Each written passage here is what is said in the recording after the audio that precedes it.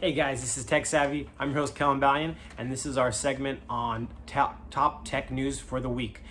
This episode is brought to you by 400 Marketing, and if you have any marketing questions, they actually do have a free consultation right now going on. Just give us a call at the number below, and we can get you directed towards that. Let's dive right into this week's news. Our first news segment is actually about Uber and how they might actually be closing in California. So this could come as a shock to many, especially here in California. Since Uber's launch, it's become something that I think a lot of us are using. I know I use Uber and Lyft, at least a couple times a week. So this is was kind of a shock to me. Again, it's not going to close forever. That's the good news. But the reason why is because there's actually been some new legislation that is pushing Uber and Lyft to actually change their driver status from independent contractors to full-time employees. This is going to be something that is going to be a little bit hard for the companies to implement, especially in such of a short time. So this is why they're going to have to essentially possibly close if this doesn't get overturned. The reason why November is the date that they are going to probably reopen is because they're actually going to be an election in November on November 20th. I think that's the date. And basically what they're hoping gets voted in is for Prop 22, which would essentially make drivers exempt from being employees of a company. So if that actually doesn't get voted in and doesn't get passed, we don't know what the future of Uber and Lyft could be, especially here in California. But I'm just hoping that this gets turned away, and the CEO of Uber actually said that Uber drivers don't want to be classified as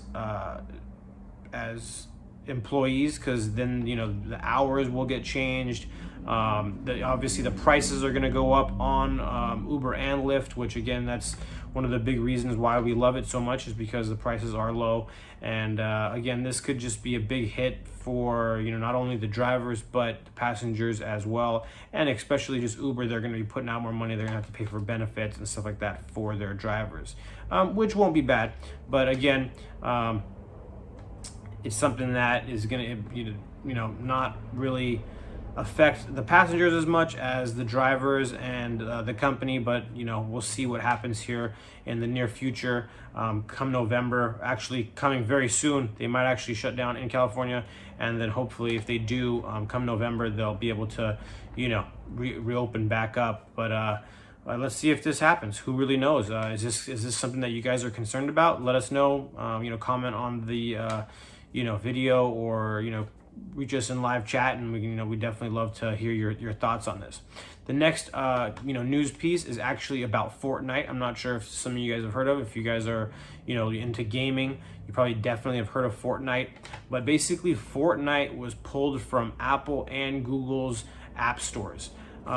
This is pretty crazy news, considering that this hasn't really happened to too many apps, especially not ones as big as Fortnite. They have millions and millions of users, from both app stores. And the reason why what the issue is they actually created a way for players to pay for in-game purchases directly through their own platform, essentially cutting out the middleman, which in this instance is Apple and Google. And Apple and Google don't like that. They are actually taking up to 30% of all purchases made through any app on the App Store. So this move by Epic Games was something that they did not like. And they instantly, when they realized that what was going on, they instantly pulled the apps off of the Apple Store as well as the Google Play Store. Epic has since filed a lawsuit against Apple and Google, stating that they are a monopoly in the industry. And they've actually put out a video that has basically been like a parody of an older video that was put out, against Apple. And, in retaliation, this is kind of what they've been up to. But, at the end of the day, this is going to be something that, Apple and Google had to have been realizing was going to happen sooner or later, with them taking such a big portion of all the purchases on the App Store. There's been apps that have tried to do this for a long time, Netflix and stuff like that. They've made it so that people can pay directly through their own systems. So they're definitely not the first. So it's kind of weird that Apple never pulled Netflix off of their App Store, or Google didn't do that. So it's kind of funny that with Fortnite, all of a sudden they did it and Apple pulled them off the App Store. So it'll be interesting to see how this plays out, and we'll keep you guys posted on the channel. The next story is actually about the movies. AMC is set to reopen this month. I know a lot of people, especially if you have AMC, their premiere, we were seeing movies every month, and all of a sudden they were shut down. Probably haven't seen a movie since May, and they're finally going to reopen this month, actually on August 20th. So we have a few days left, and essentially what their new promotion is for that first I think week or first day that they're going to be opening. Don't quote me on that, but they're going to have 15-cent movies, which is very, very cheap, considering that the majority of movies were somewhere around like $10 to $12, depending on the movie theater that you went to. But yeah, this is going to be a cool promotion that they're going to be running for a little bit. They're going to do the 15-cent movies for opening day or the opening week, and then it'll be going to about $5 per movie for a limited time. This will be huge. Hopefully it'll get people back in the movies, but there are going to be reduced capacities. There's going to be increased cleanings, and face masks are going to be required in the movie theaters, which is going to kind of suck. But at the end of the day, we still are in a pandemic, and they're just trying to reopen their doors. They actually have reopened theaters in other countries, but this is the first time that they're opening any theaters here in the United States. And they are actually going to be embracing, when I say they, it's AMC, they are going to be embracing streaming services. So they're going to be starting to stream movies on AMC for, I think it's going to be an added price. They haven't actually worked out all the details about this, but, in this age of, the streaming era that we're in, they are going to be adapting and embracing this rather than fighting against it. So it'll be interesting to see what AMC does with streaming services in the next 6 months here, considering that their earnings are down 98%, guys, 98% from last year's same time first, like second quarter, third quarter. They're down 98% their revenues from last year. So they need to do something. Their CEO is hopeful. They're looking for different ways to work with the movie studios to get movies out and have some kind of a window where it's specifically open to movie theaters. But a lot of movie studios are now talking about just opening directly to streaming channels. So it'll be, again, very interesting, with movies coming out like Tenet, Jurassic Park, and a few of these huge movies, franchises that are going to be coming out here in the next few months.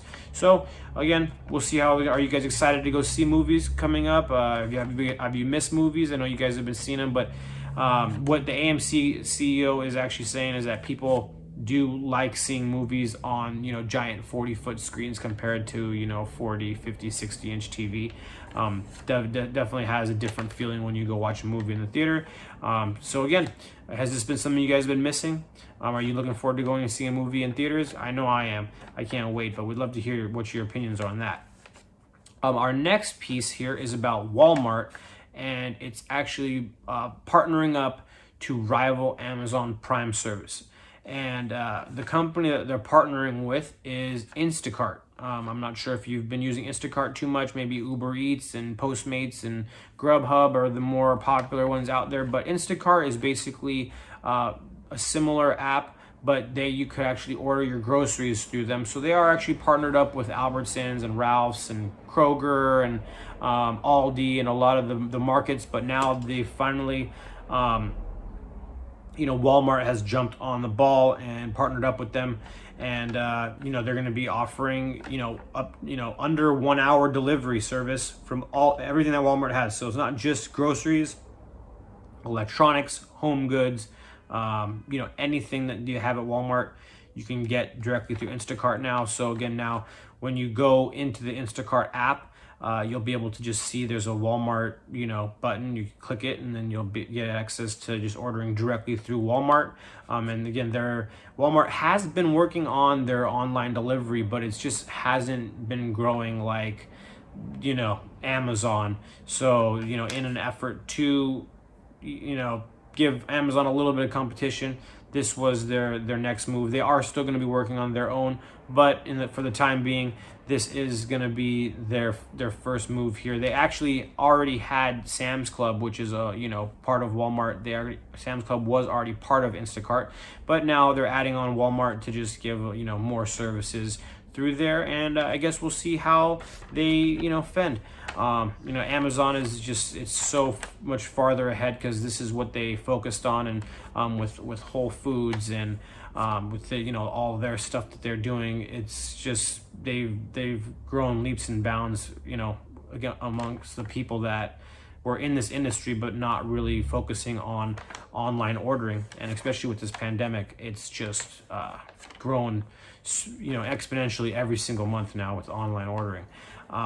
And in lieu, and I guess this is a perfect segue into our next and last article here, with partnerships.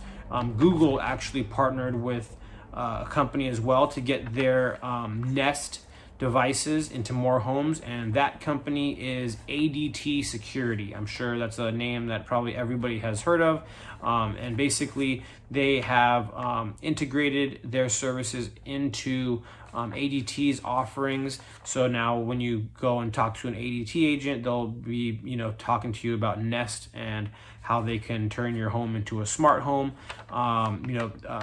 Google, basically, they invested $450 million into ADT, buying up about 6.6% stake in the company. And, ADT has about 6 million clients in the United States. So this is a huge, foundation for Google to essentially now be able to offer their services and their products to. And ADT still will be offering their existing products to their customers, but basically they'll also be offering Google's products and their whole line of Nest products, from Ring doorbells to different thermostats and all these different things that they have under Nest.